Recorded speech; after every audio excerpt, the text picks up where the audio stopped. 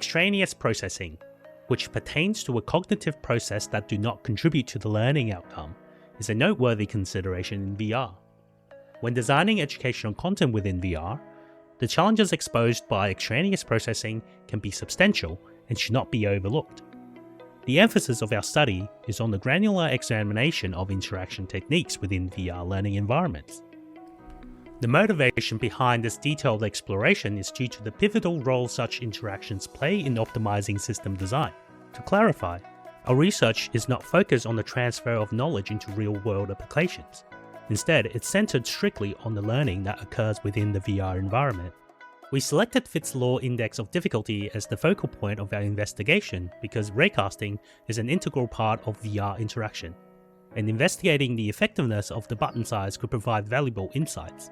In our research, hard is characterized by a high index of difficulty and easy is by a low index. Practically, this is represented by the size of the yellow spheres, which act as an animation play button. We then turn our attention towards interaction delay. While system lag can indeed induce confusion, strategically used delay can augment beneficial learning outcomes. Within our study, a 5-second blinking delay was implemented with the yellow spheres, serving as an indicator that the animation is in the loading state. For methodology, we developed a VR environment simulating woodworking, training participants on table saw operations. This is a task typically outside of everyday experiences. Post-training, Candy Crush served as a distraction task to preclude rote learning to measure true content comprehension. After this, participant underwent a 20 tasks practical test, a 5 questions theory test, and concluding with a structured interview. Our experimental design followed a 2x2 factorial framework, wherein the dependent variables were easy and hard indices of difficulty intersecting with delay and no delay conditions. Our sample size encompassed 125 participants, with approximately 30 participants across each of the 4 conditions. We selected this sample size in line with the requirements of larger datasets for between subject design to detect significant differences.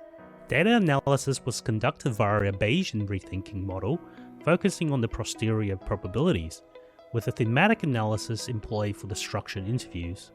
In this research, our findings revealed an unexpected outcome. The condition with the highest level of extraneous processing, namely the hard ID with delay, resulted in superior learning outcomes. Interaction delay had a beneficial effect on learning, providing an opportunity for participants to pace themselves and repeat information as required. Interestingly, the ID did not significantly influence the learning outcome.